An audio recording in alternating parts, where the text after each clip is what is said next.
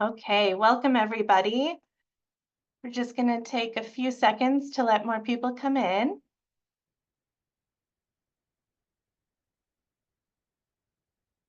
Okay, great. My name is Jessica Stern. I am the Assistant Dean of Graduate Admission here at the USC Viterbi School of Engineering. On behalf of the Viterbi School, we want to extend a very big and warm congratulations to you on your admission to the school, and specifically your admission to the Mork Family Department, Chemical Engineering and Material Science. This is a great opportunity for you today to learn more about the department, its programs, its faculty, our wonderful staff and students. But first, I'm just going to give you a very short overview about the school, as well as next steps for accepting your admission should you decide to do that. So again, a warm welcome to USC. If you took the time to research the school, apply, I'm sure you already know so much about our university, which is located in downtown Los Angeles. We are so excited to welcome you as part of our Trojan family. If you haven't heard about the Trojan family, you are going to hear it repeatedly. We are a very tight-knit but expansive community that really looks out for each other, that allows you to grow personally and professionally. You will find Trojans all over the world that are there to support you, and it really starts here. So again, welcome to our Trojan family, our Trojan network.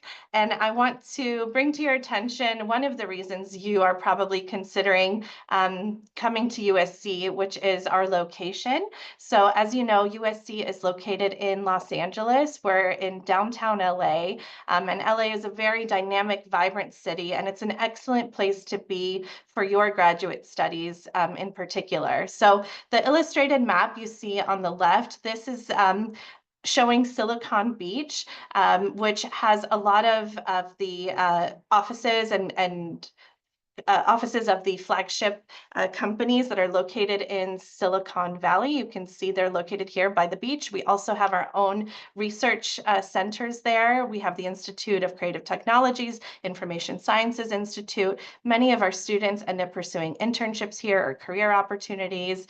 And it's just a shuttle ride away from our main campus in downtown. You probably know that LA also enjoys incredible weather. We are experiencing a little bit of a colder weather now, but I'm sure it doesn't compare at all to what some of you might be experiencing on the East Coast or other parts of the world.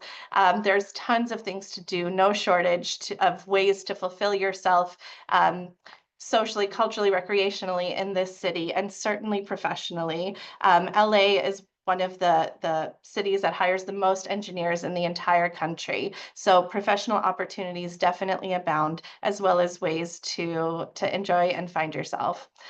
In terms of our specific location at the campus, so you can see here where our campus is in relation to downtown LA.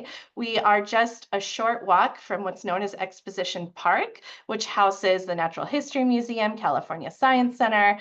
We have the Shrine Auditorium just across the street, as well as the soccer stadium, which is the home of the LA Football Club and the Angel City team.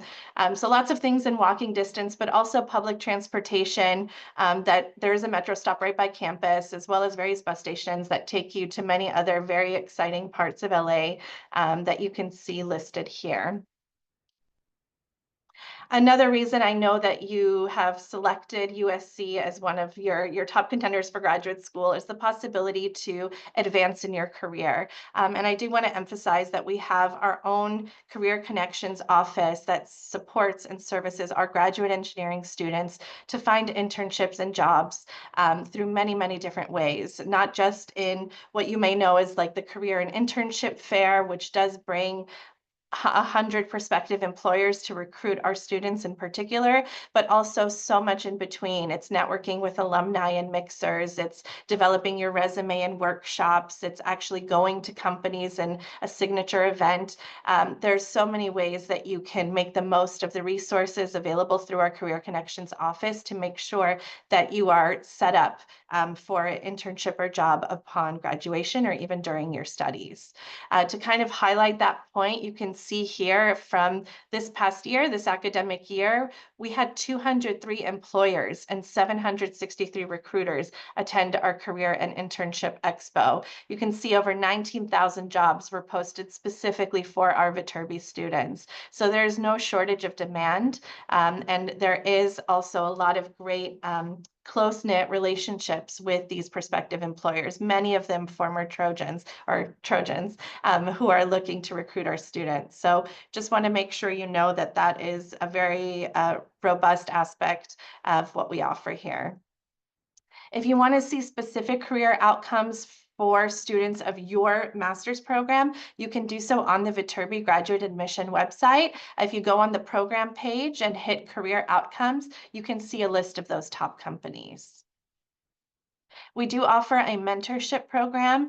So we know that whether you're moving from a different state or a different country, or you're local and you just need to learn how to navigate how USC and USC Viterbi work, it's so helpful to have a student through that process that knows how to answer all your questions, and that's our mentors. They're a very enthusiastic, helpful group of current Viterbi graduate students who have signed up to be your mentors to help guide you, whether it's course registration or finding certain resources or ways around campus, housing. I mean, they are an incredible resource. So this is a program that you can sign up for if you're interested in being paired with a current student as a mentor.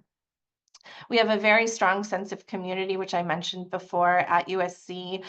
We have students from almost every state in the country and 100 countries worldwide at our university. A lot of amazing perspectives, a lot of wonderful programming, student organizations that you can join. We have an app that you can find all the sorts of opportunities available to you so that you can join clubs. There's lots of events too when you start at Viterbi that you can go to involvement fairs. You can search for on-campus jobs. There's lots of ways for you to start immediately getting engaged with other students. We also have a lot of campus activities. Of course, you'll join our orientation when you start at USC, but you'll also have access to tons of other events, student associations, wellness opportunities, tailgates, of course, in the fall. So yeah, no shortage, as I mentioned before, of things to do on campus. I do want to encourage you to submit your statement of intent as soon as possible. So the sooner you submit your statement of intent, which is basically your official way of telling us that you are accepting your admission, the sooner you can start accessing some of those pre-orientation resources, connecting with your academic department for certain information about course registration, the sooner you can sign up for the mentorship program. And if you're an international student, the sooner you can actually request your I-20 to start the visa process. So for most students, the deadline to accept your admission offer is April 15th, but double check your admission letter for the specific date for when you need to submit the statement of intent as well as the commitment deposit. There are lots of things that I would recommend to you as a next step to learn more about what your experience would be like at USC. So you can scan this QR code if you want to take a virtual tour of campus, learn more about the student organizations, or join additional webinars that we are hosting for admitted students, chances for you to interact directly with students. But today is actually a way for you to do that. I do want to shout out our Student Ambassador program. So if you don't get a lot of your questions answered by the students in our webinar today, you are welcome to connect with our students directly through our Student Ambassador webpage. So that concludes my portion. I'm going to stop my presentation and introduce you to Professor Andrea Hodge, who is the department chair of the Mork Family Department of Chemical Engineering and Material Science. And Professor Hodge is going to tell you more about their program, some highlights, and be sure to answer any questions that you have.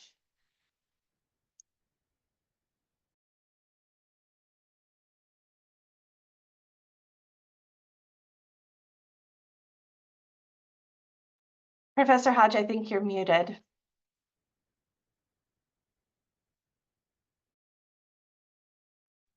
Okay, you can see my screen? Yes. Yes, okay, fantastic. Okay, hello everyone and welcome. I am Professor Hodge, I'm the chair of Chemical Engineering and Material Science. So I've been at USC for about 18 years. This is my first and only academic job that I had. So I am a metallurgist, and right now I have the privilege of basically managing the chemical engineering, material science, and petroleum engineering programs between our department. I just want to give you a little heads up on like what's happening in our department, how our department runs, and who is in our department. So here's a little bit of our motto. This is where MFD, so we're the Mork Family Department because we are a named department under the Mork family who gave us a generous donation to have our department name. So MFD, which is the Mork Family Department, where matter is engineered to create a healthier, safer, sustainable, and prosperous tomorrow. And I think that really brings together chemical engineering, material science, and petroleum. And one of the art here that you see is actually was designed by one of our own students. We had an art competition to have different logos that we could display in our presentations. And so this is one of our students who made this reactor with chemical and petroleum engineer and materials using using elements from the periodic table. So we have a lot of different ways to incorporate our students. So a little bit about our department. So about the faculty, here's a picture from us at the AICHE conference last November in San Diego. So a few of our faculty there. We have 24 tenure track faculty. That means professors, associate professors, and assistant professors. And that is in both in chemical engineering, material science, and petroleum. We have 3 full-time teaching faculty, so they're here all the time. They teach a variety of courses, specialized courses, and we have 7 adjunct teaching faculty, which usually come and teach like the people from industry or retired from industry that will come and teach a specialized class.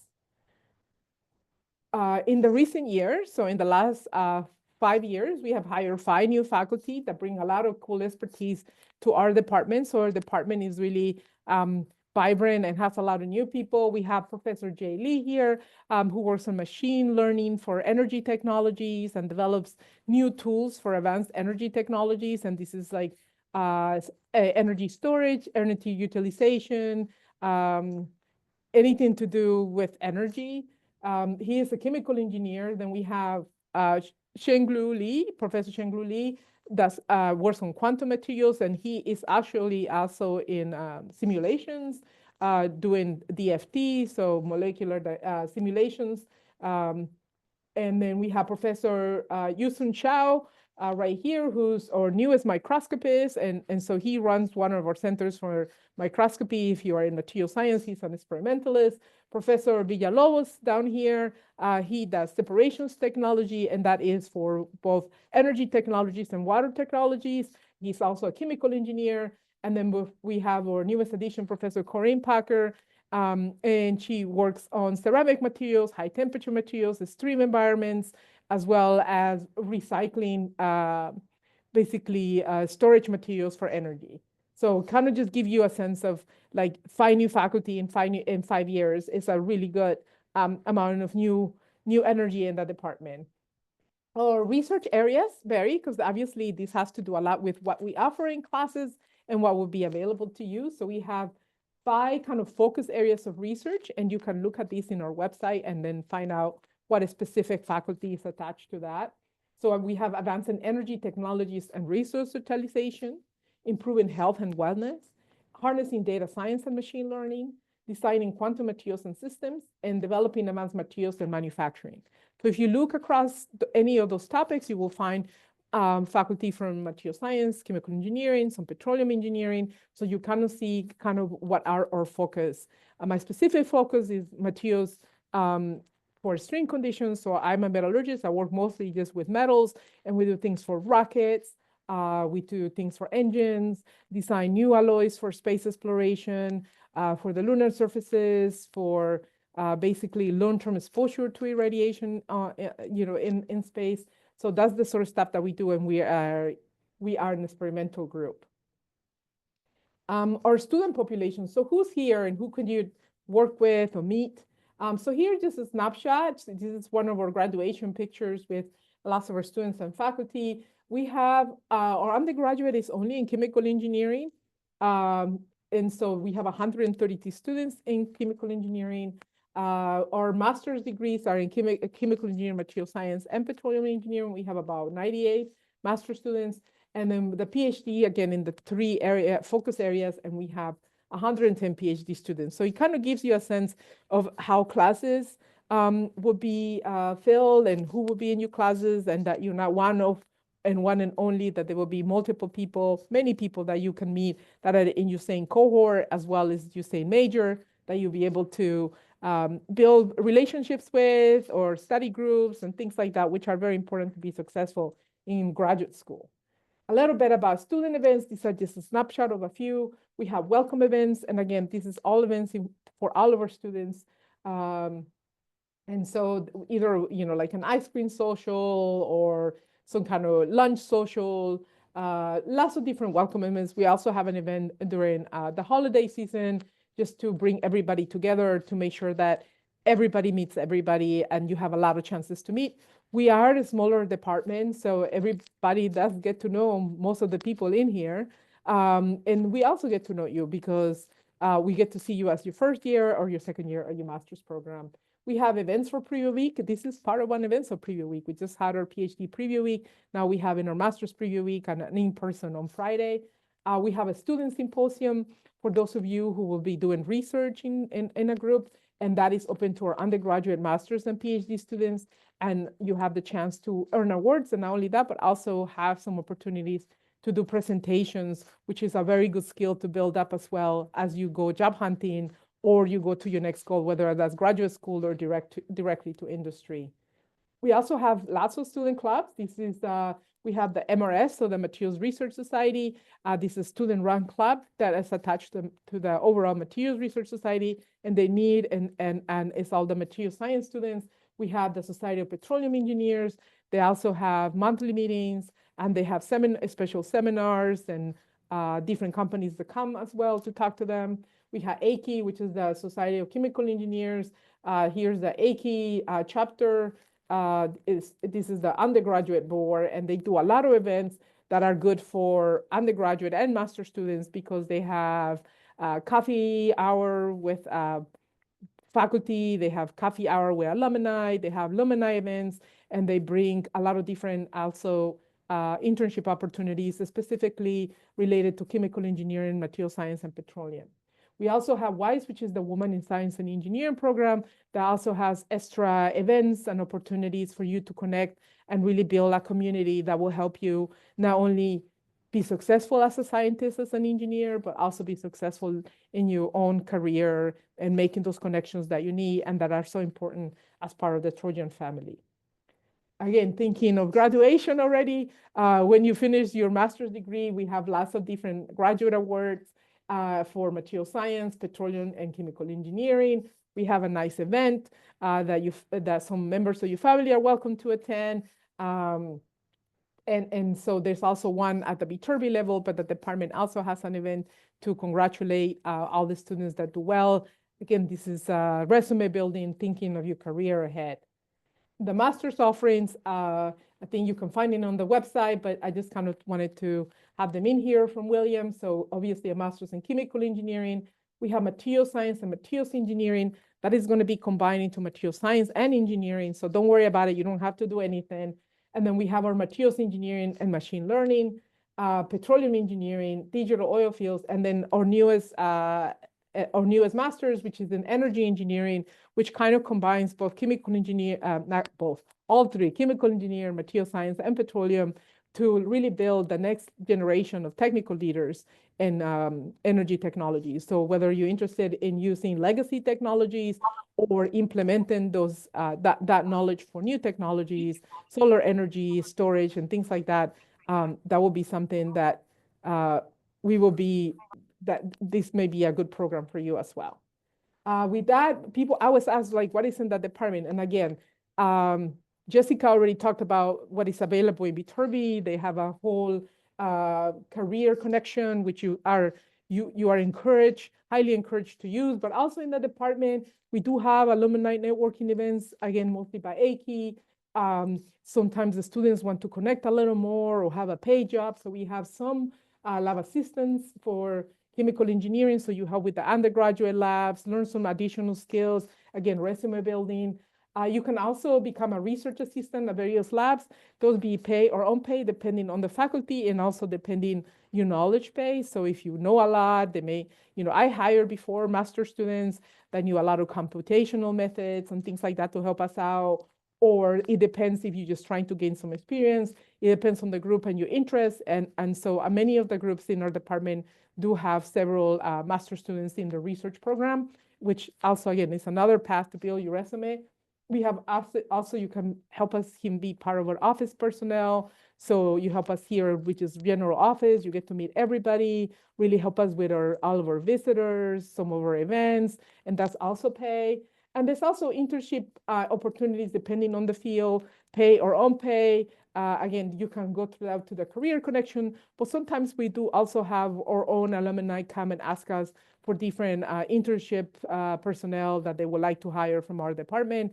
And again, those prerequisites will vary, but these are just some of the things that we can provide and are available to you if you come here. And so with that, I would like to end and open the floor up for questions. Thank you so much. Yes, so if any of the students that are here today have any questions for Professor Hodge, anything she touched on or want more information about, please feel free to enter it in the Q&A.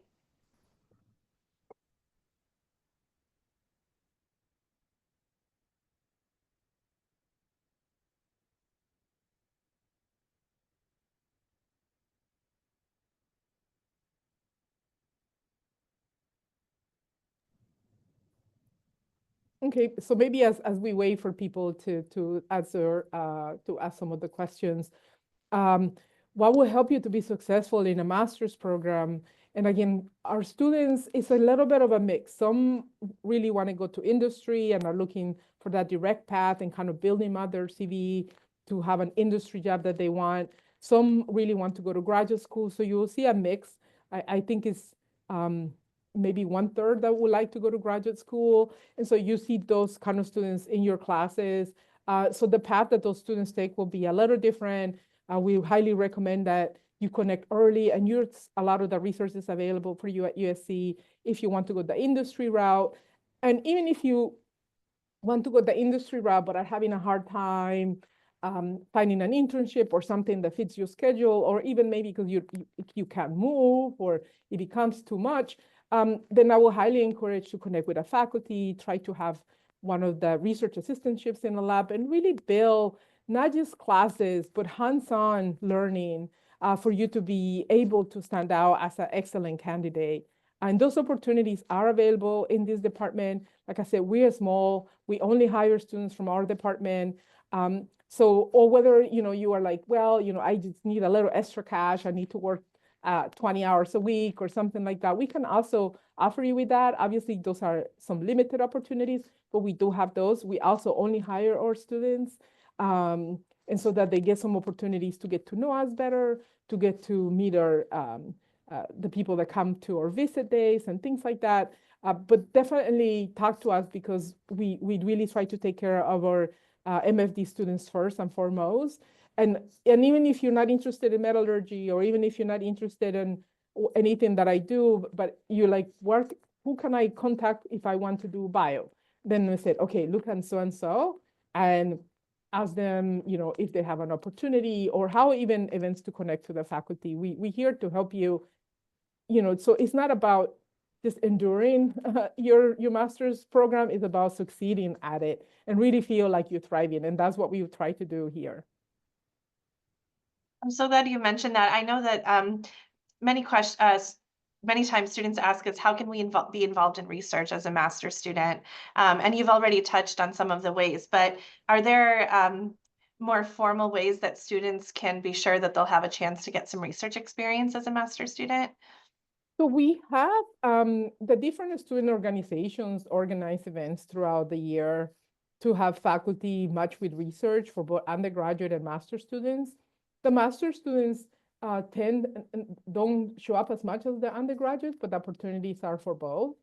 So it just depends. Like I said, you have to be on it, and so there are formal things in the fall and the spring by many of the student organizations So when they have the SPE meetings, they try to, so that the Society of Petroleum Engineers, they try to match up so that they can get some kind of hands-on research, whether that's computational or experimental.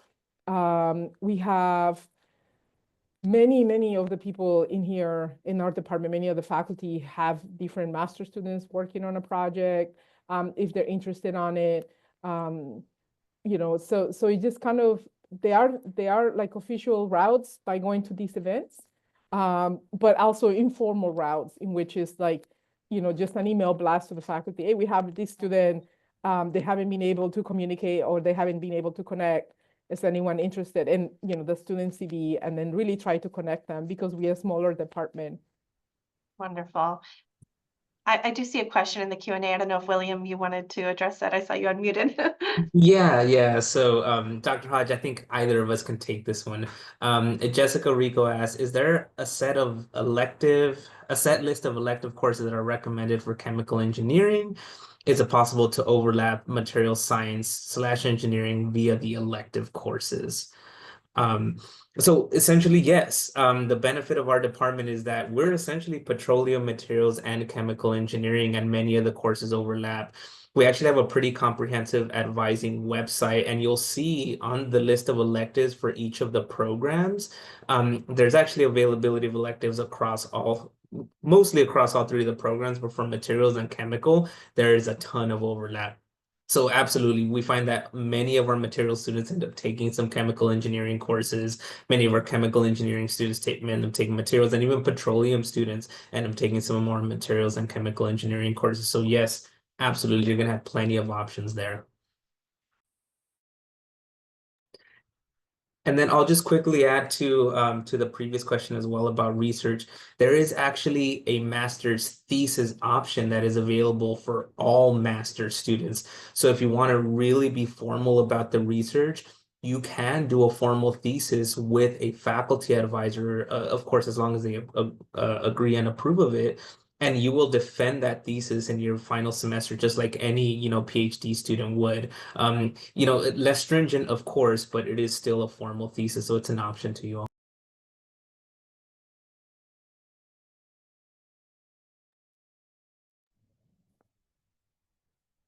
Thank you so much. If there aren't any further questions at this moment, I just want to thank you again, Professor Hodge, for your time, and give a proper introduction to William, who is the Director of Student Affairs. He will be your graduate advisor as a master student in the department. And feel free, William, to share a little bit more about your role and move on to the next portion. Yeah, hey everyone. So my name is William Wences. I'm the Director of Student Affairs here in the Mork Family Department. And I essentially oversee everything that has to do with academic advising and student services from PhD, master's, and undergrad as well. And so this is everything from one-on-one advising, course planning, research questions that you may have, getting you connected with other offices on campus. Essentially, I will be your academic advisor for any master's related inquiries. In fact, if any of you have questions, not only just today, but between now and when you're going to make your decision, please feel free to email. It's mfdinfo@usc.edu. I'll go ahead and put that in the chat box. That is our general email, and our response time on that is actually really quick. You'll probably get a response within 1 or 2 days, if not the same day. But yeah, anything that has to do with student services, academic affairs, for students, that would essentially go through me and my team. Yeah. But pleasure to be here with you all. And I am joined by one of our students, Jonathan. Jonathan, maybe you can just go ahead and introduce yourselves. I know I'm going to be asking you a few questions, but maybe just your program, your name, obviously, your program, anticipated grad date, maybe something interesting about yourself. Yeah, of course. Can you guys hear me? Great. Awesome. So I'm Jonathan Robinson. I am a energy engineering master's student at the Mork Family Department. I started in fall of 2024. I'll be graduating next spring. And I grew up in Southern California my whole life. So if you have any other questions outside of, just the university, feel free to reach out to me or ask me about living in Southern California. Awesome. Thank you. Thank you, Jonathan. I think it's particularly poignant that you're an energy engineering master students, because we actually just launched that program last fall. So it's exciting. You're one of the very few of many to come, I'm sure. So I have some questions for you, Jonathan, and I'll just go ahead and start it. By the way, can you hear me okay? Am I like lagging? No, you're good. Okay, awesome. Thank you. So I'll just start off with a simple one. What's your favorite pastime or thing to do here in LA? Ooh.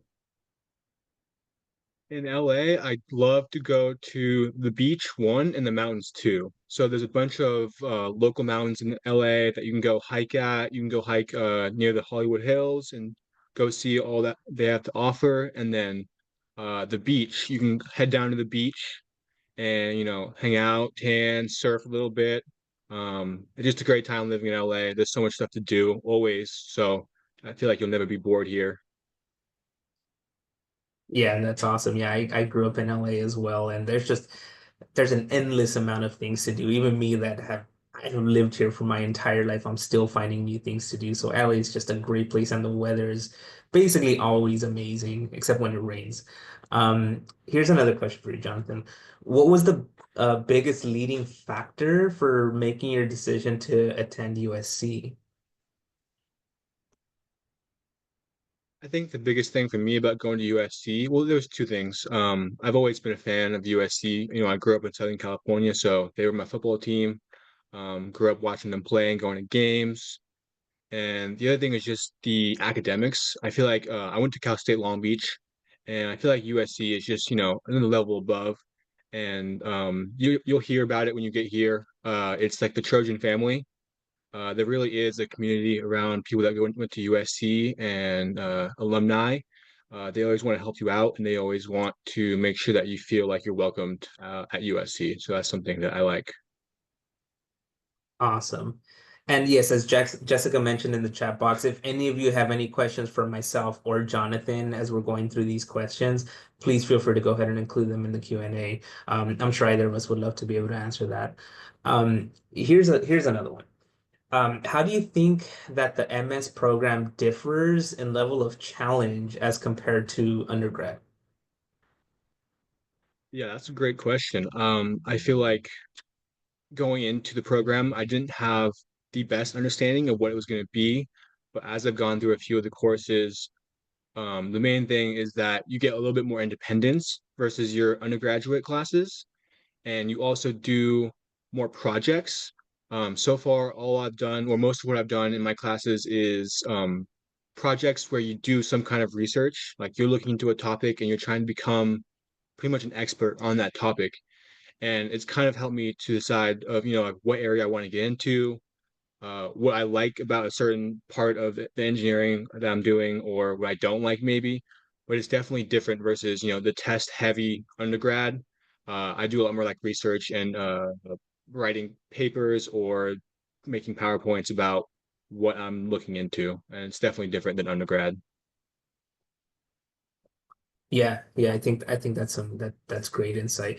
No doubt some of the courses are going to have your midterms and your exams and all of that, but we do try to round out our courses as much as possible. Here's another related question though. What's one thing that you wish you would have learned sooner that has helped in your academic success?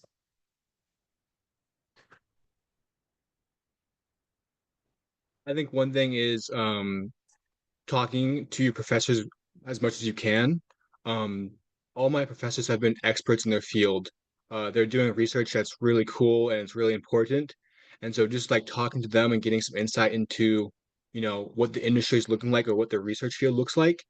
They've been doing that for such a long time. And if you can have time to, talk to them and kind of pick their brain about what they think the future is or what like ideas that they have about more research, you can kind of get an insight into looking at, what you should be focusing on in the future versus trying to figure it out by yourself. All my professors have been experts in their fields, and so it's nice to be able to listen to them and hear what they have to say.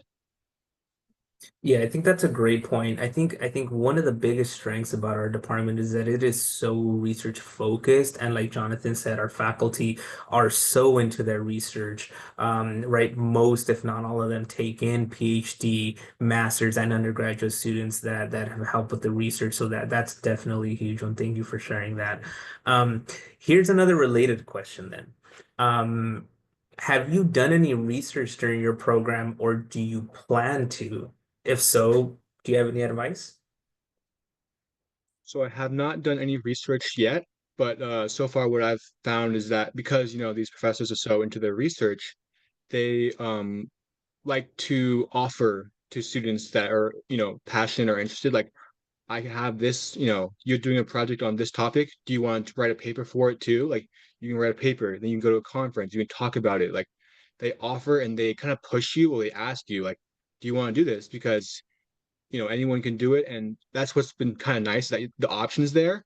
I haven't done any research mainly because I've been doing an internship currently while doing school, and so it's been a little tough to find the extra time to write a paper or do some research. But the options are definitely there, and if you would like to get into a topic that you like, so far every professor I've talked to has been really helpful and tried to make it happen. Yeah, I think that's a great point. I think like I believe it was Dr. Hodge had mentioned that you're gonna get from this program as much as you put into it. And that definitely goes for research. There's a couple formal and informal ways to go about your research. You can either do it informally, joining a professor's, lab and just helping out with whatever they need. You could do it more formally via directed research where you take a one-on-one class with the professor. Or like I mentioned before, you can also do a thesis where you write out a thesis, you have a committee that approves it, you defend it against that committee. Not very many students go that route because, like Jonathan said, it is very time consuming. So that is definitely something that you want to have to that you really want to plan to do well in advance. But I believe, Jonathan, you're only a first year in the program, right? So you have plenty of time to kind of figure that out. And at that, you just completed one semester, right? So you're like a semester and a half in. So plenty of time for all of that. Thank you. Um, what has surprised you the most, do you think, about your USC experience? The most surprising thing so far has definitely been how fast the program is going. I feel like I just started, like, I mean, it has only been a semester and a half, but the first semester flew by. This semester, we're already almost halfway through it, and I feel like time is just flying by. So I think that's been the most surprising is just how quickly the program's going to go. So I would say to, students that are going to join, make sure you're looking at your email and make sure that you are staying on top of what events are going on. There's so many things, career fairs, workshops, all those things that are just great info and good to meet people at. And if you don't check your email, if you're not tuned in, you might miss them. And so I'd recommend staying on top of it. Yeah, I think that's a great piece of advice. What about what has have you enjoyed the most about the Mork Family Department specifically? I think what I've liked about the department the most is kind of how small it is. Like everyone kind of knows each other, and um, like William said with the email, like I reached out just last week, and then today, this morning, I had an advising session for fall of next year. So it's a smaller department, but I kind of like that because you kind of develop a relationship with your advisor, and you can get some more personal like advice and advisement versus some of those larger departments. So I think that's one thing that I like about Mork. Yeah, I think that's a great point. Yeah, we are a smaller department compared to other departments within Viterbi, and as a result, we do try to get you all. There's never going to be an instance in which you ask for a one-on-one appointment and you don't get a one-on-one appointment. Sometimes the question is easy enough to answer via email, and if that's your preference, we can do that as well. But if you want that one-on-one interaction via Zoom, in person, we can facilitate that as well. We on the advising team will not let you fail. Like we conduct regular audits, we reach out to students, we make ourselves available. So do believe that you're going to have that advising support on the back end throughout. Thank you, Jonathan. Here are my last two questions. The first one, what advice do you have for students that are debating between USC and other universities? You don't necessarily have to be biased towards USC, just, what are some things to consider? I'll start by saying at the end of the day, you have to do what's right for you. You know, LA is not, well, it can be for everyone, but it's not always for everyone. And so I would say that you really can, you know, outside of schooling and your program, you really can do whatever you like when you're here. The weather's always nice. Um, it's just a great place to be.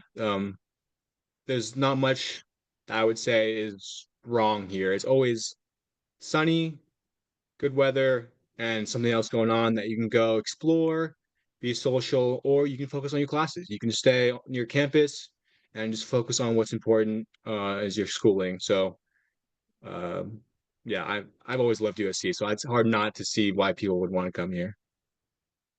Yeah, yeah. I mean, not to be full of ourselves, but come on, it's USC, right? At the end of the day. Yeah, I mean, me personally, I'm a huge music person, right? So no matter what band or what artist is playing, whether it's pop, heavy metal, rap, hip hop, country, there's always going to be a major artist here in LA. And if you want to go see them, this is definitely the place to be. Of course, there's work-life balance, but you'll have to have a life outside of school. Like you have to have that mental balance. It's so important. And then here's the last question for you, Jonathan. What are your plans post USC? Have you thought about it? Yeah, it's important, I think, to start thinking about it early. Like when you get here, you should be thinking about not having a plan exactly, but what you do want to do. My plan right now is to try and get into the industry. Currently, I have an internship in Newport Beach in Orange County, working at a semiconductor fab. And so, if I can get a full-time offer out of school there, that'll be great. But I also, like I mentioned before, there's career fairs and other workshops all the time on campus. I've been going to those, networking, talking to recruiters, and so after I graduate, I will be definitely looking for a full-time position somewhere in Southern California. I do want to stay here, but it doesn't feel like it's going to be a challenge because I've already made so many connections, reaching out to people, and so I feel like when I'm done at USC, I'll be able to find a full-time role. Awesome. Yeah. And so what you're all hearing right now is an experience that's unique to Jonathan. He wants to go into the industry and he's sort of he's creating sort of the steps right now that he needs to be able to get into that good vocation. However, other students want to go on to a PhD, right? Other students move on to another master's, right? It just depends on sort of where you are in your professional life. There is a huge advantage of doing your master's here at USC and then applying to a PhD because you're going to get to know the professors. You're going to be able to ask them like, hey, what do you look for in a potential PhD student? What type of research should I be doing right now? And so you can be like Jonathan and you want to, you want to do your internship, you want to get your job, you have so much passion within that industry. Or you could be like, plenty of other students who just they want to do the research, they want to get that doctorate.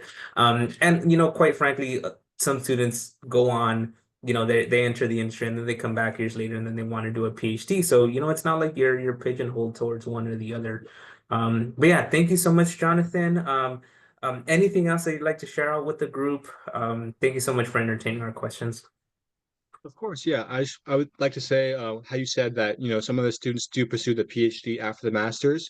I think that I've debated doing that as well because you see so many job postings and companies that are looking for someone with that experience. They have their PhD and they are an expert in their field. And so, you know, taking the extra time to get that doctorate, it'll pay off in the end, I think. It's so far it's looking like in the future you'll be able to find a good position looking for an expert in that field.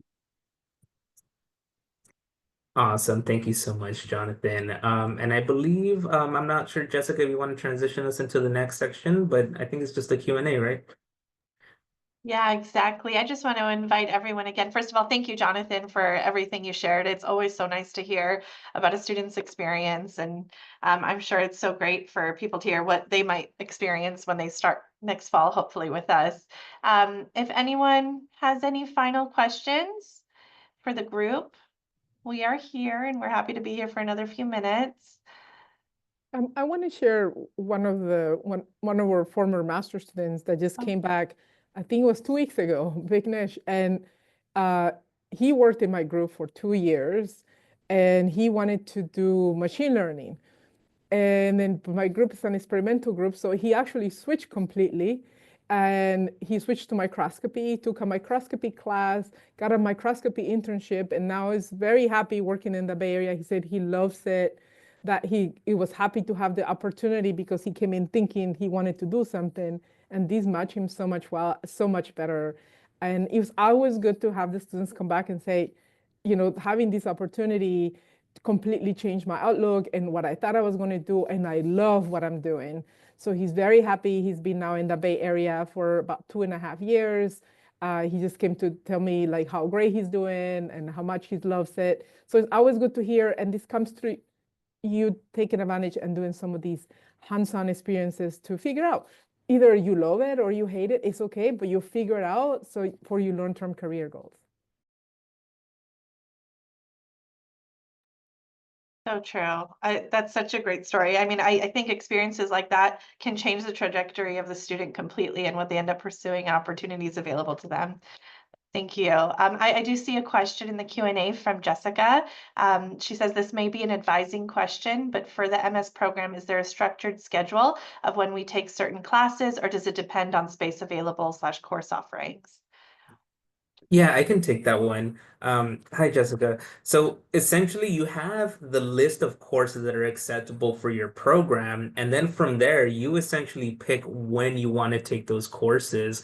Our course offerings tend to be the same between fall and spring, but sometimes we offer new courses. Sometimes we offer what are called special studies courses or 599 classes that are only offered that semester. But there is no specific sort of plan or sequence of courses that you have to follow necessarily. Now, if you're the type of student that wants to have a plan built out, then I'm more than happy to create that for you as well. But other than that, it's pretty much, it's acceptable, right? It's a list of tons of courses, and then you just kind of look at the schedule of classes, see what's all available, and then you just go ahead and request those courses. I will say, one of the benefits of our department, our classes are not going to get full.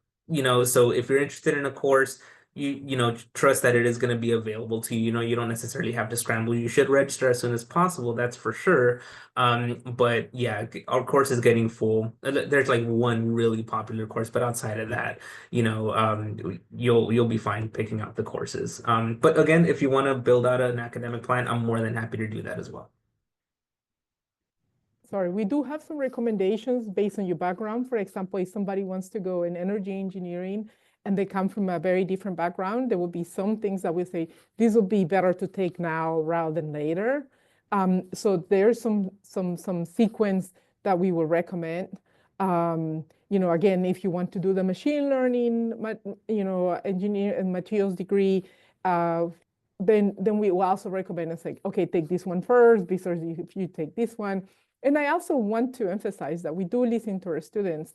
It happened to be that we had an oversight on one class that we had not offered on then. So this is our distance network. And I think it was an oversight. And one of our master students sent us an email and say, hey, I think I'm correct, but this has been missed. And right away, we corrected it. Within 2 days, the class was online. We were able to fix it because we want to ensure that the students are able to graduate on time. So all of our students are equally important to us, and as long as you're talking to us, we will respond.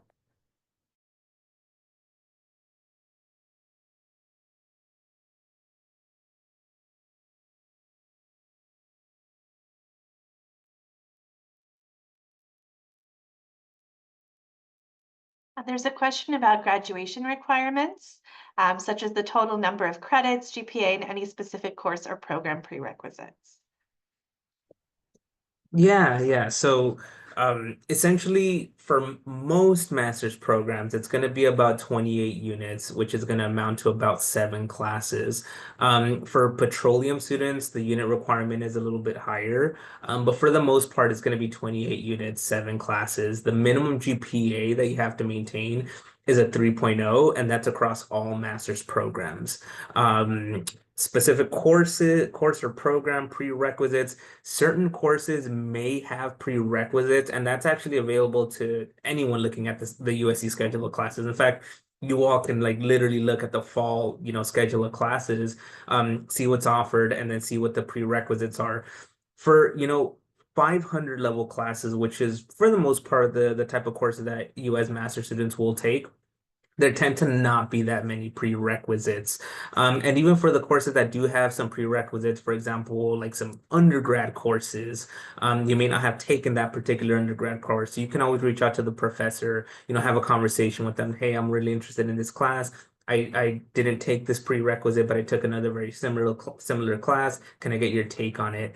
And they'll help guide you, right? And our professors are very honest. They'll let you know what, I think that you'll really be missing this skill. And I've even seen some professors say, you know what, yeah, it's preferred that you have this, you don't have that. They're willing to like meet with you one-on-one to sort of catch you up on that material. But for the most part, you won't really run into prerequisites for our master's courses. I would like to add to that, in terms of like GPA and classes and all that requirements, the Mork Family Department master's like advising page is really good. It'll pretty much have everything that you need, classes, GPA, other requirements that you need. And so that's what I use for all my advising or questions that I have first. And then if I need to, I'll reach out and try and talk to an advisor. Okay, I see a research question. How do you suggest about approaching professors about doing research? And is it too early to send them an email? If you're not in here yet, most likely, yes, it's too early. So why? Because we get questions. I mean, I myself get tons of requests from people all over the world saying, I want to do research in your lab. And so you have to be a student here. And so once you're a student here, that would be a good time to do so. So right at the beginning of the semester as you join. Also, some of your classes would be a really good way to find a student. I have hired so many students from my mechanical behavioral materials class. Professor Packer is teaching that class in the fall. And last semester, she hired 3 master students because she asked, hey, is anyone interested in setting up these machines and setting up this equipment and learning how to do this? And so that is also a really good way, right when you start taking classes. Before you hear as a master student, it's a little early because, like I said, every professor gets so many requests. But once you say, hey, I'm a student here and I'm starting my master's, that's a really good time. And if you have someone that you're approaching and they're not answering to you, please reach out to me. I'll make sure they respond to you. But usually we're pretty good about it. But again, once you get here, but you can look at the website now and get some idea of who you would like to work with or who you would like to approach. As Jonathan said, the program goes quickly. So it is okay to start in your first semester because it goes fast.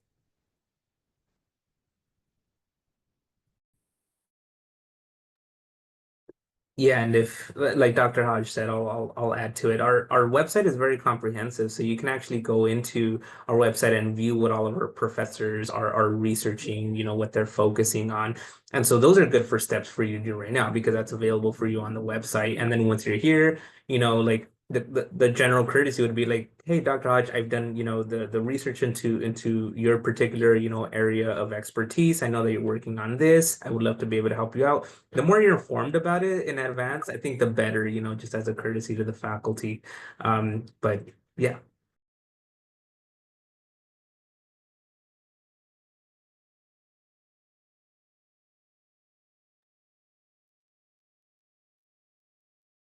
If there are no other questions, I just want to remind you all to double check on your admission letter, the date to submit your statement of intent, and you will do that process through the USC platform. And we are available if you have any questions leading up to that, if you have any questions related to your program or anything we covered today. I know William is a resource. I don't know, Jonathan, if you're willing to also be available to answer questions if someone reaches out. Professor Hodge, thank you so much for your time and for all the amazing things that you shared about what the students will have available to them. Congratulations again, everyone, and we hope to welcome you this fall at USC. A recording of this will be available on our website if you want to review it again later. Thank you so much and fight on.